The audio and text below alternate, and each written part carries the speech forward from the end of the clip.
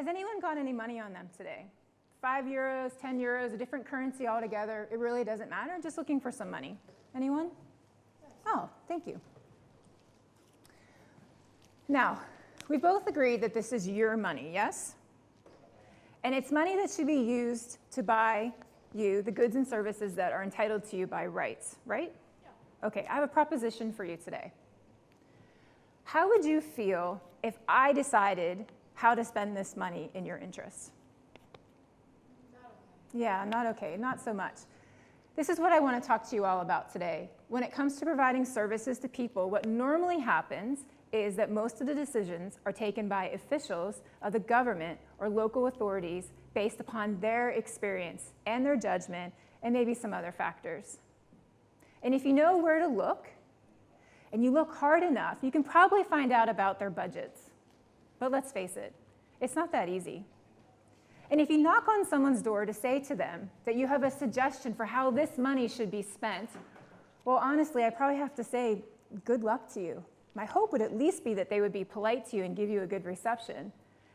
But I highly doubt you'd be invited in to work on the plans for their next fiscal year. And that's the point, because that's exactly what should be happening in the communities with which we work. But sadly, it doesn't often happen. I want to share with you an example with you. World Vision has been working in a community called Sisian, which is in the south of Armenia, about 200 kilometers from Yerevan. It's an area that's mountainous, it's heavily forested, and it's very, very beautiful. And for many, many years now, the people believe that the local government was planning according to their needs and that there wasn't much money for services. At least, that's what they'd been told by the government officials.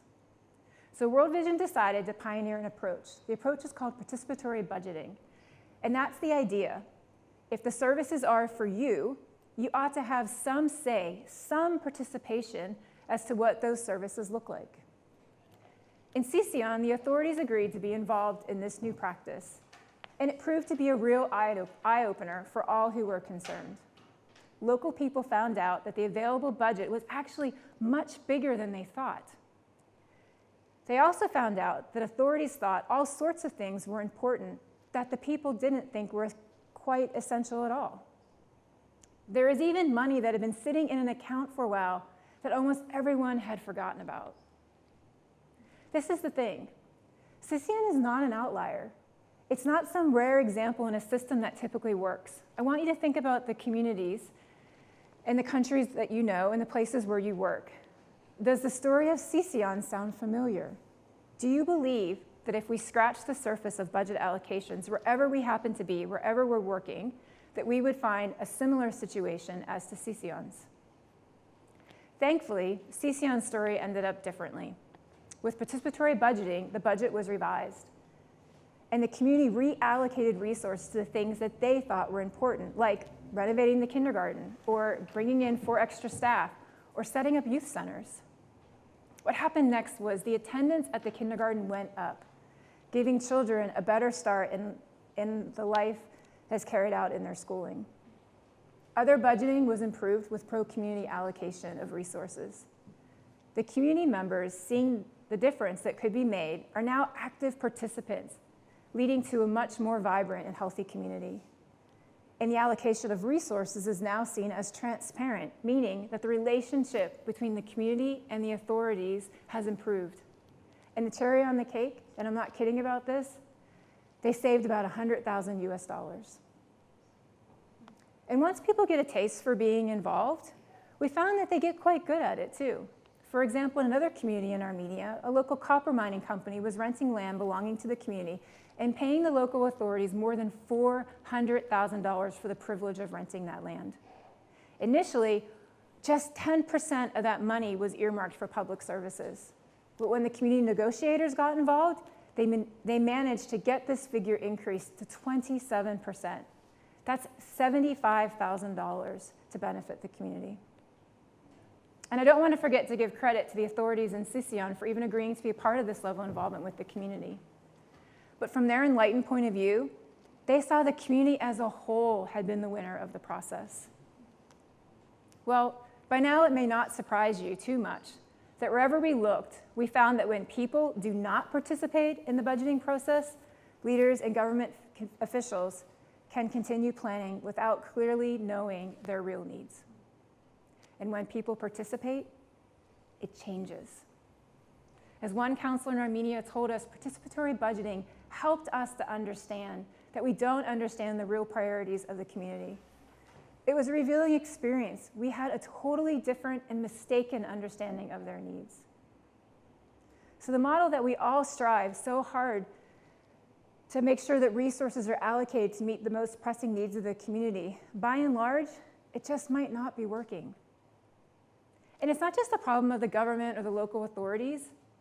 Community leaders in one town, so not the government, had made plans for an office block to be renovated and a new car to be bought. With the introduction of genuine community participation and participatory budgeting, it turned out that the overwhelming majority of the community, they didn't want the office block, and they definitely didn't want the new cars. Instead, they wanted money spent on education and on healthcare. So even our community leaders sometimes need to make sure that they are really representing the community. World Vision has now implemented the participatory budgeting practice in 28 communities in 4 different countries. And again, we found it to bring successful change. And the beautiful thing is that it's not actually a hard practice to implement. Let me tell you a little bit more of how it works. World Vision works with people from the community to train them and mentor them in spreading and gathering information into and from the community. The community is then trained to participate in decision-making and trained to effectively represent the views of the community to government when it comes to the local budget allocations. They become a part of the process of planning, budgeting, and executing the budget. Now, you might be thinking, this sounds well and good, but isn't there a huge stumbling block? What about resistance you're likely to encounter from the government officials themselves by encroaching on their space, on their power? Well, participatory budgeting, or I'm going to start calling it PB because it's just easier to say. It's just simpler. It just has to be introduced in a very simple way. We have to highlight the positives, and there are political positives. This is a process that helps people to see government as responsive and more transparent. It helps to counter some of the disaffection that we see so much these days. How could politics be corrupt and out of touch if it really does involve the people in some of the decisions that most directly affect them? And if more people feel encouraged to get involved in their communities and maybe even feel like they can see democracy working, then any clever politician is going to like that. We're also very, very careful to make sure that the participatory budgeting process is a constructive one. It's about positive suggestions and propositions. These are the order of the day, not criticism. But I want to be honest too.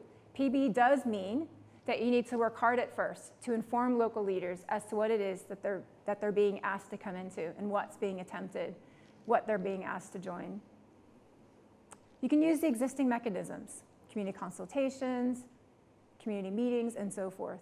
And above all, you do need to be prepared to be persistent, patient, and thick-skinned.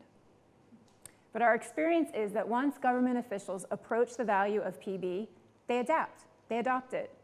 And that, of course, leads to more influence and greater sustainability in the long run. And it's not just about the local government that appreciate the practice. Community members have reported that government officials who once did not listen to them now do, and that they now feel confident to understand the budget and make recommendations. Just think about this for a minute. There are almost no public services that are delivered without there being a budget attached. Now think for a moment, what would change if participatory budgeting was to be widely adopted wherever we work? Communities would have the chance to decide their priorities, and they, of course, are the best people to do that. But can you see how radical this would be? Communities would be involved in deciding every aspect of the services they receive. They could urge spending that responded to the urgent needs they saw around them. And that response could be faster than if the decisions were taken at government offices 40, 50, 100 kilometers away. In the 28 local government administrations in the 4 different countries where World Vision has been implementing this, there have been improvements in service delivery for families and communities. So, in Armenia and Bosnia, we saw changes in education, health, sanitation, child protection, that's the issue of addressing violence, livelihoods, children's welfare, gender, and women's rights. And in Albania and Georgia, there were changes in education and youth activism and child welfare. All as a result of the involvement of people with local communities who knew their needs and were now able to get them met. But to be really sure, because this is about evidence for change, we conducted a quasi-experimental study of PB, where World Vision compared the results from 2 communities where we used participatory budgeting with 2 communities where we didn't. And I want to share with you what we found.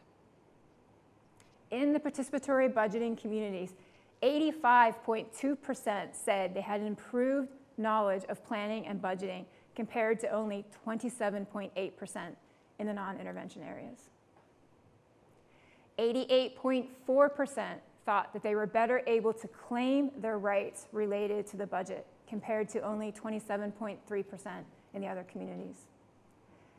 98.2% felt better able to influence planning and budgeting compared to 50% in the non-intervention areas.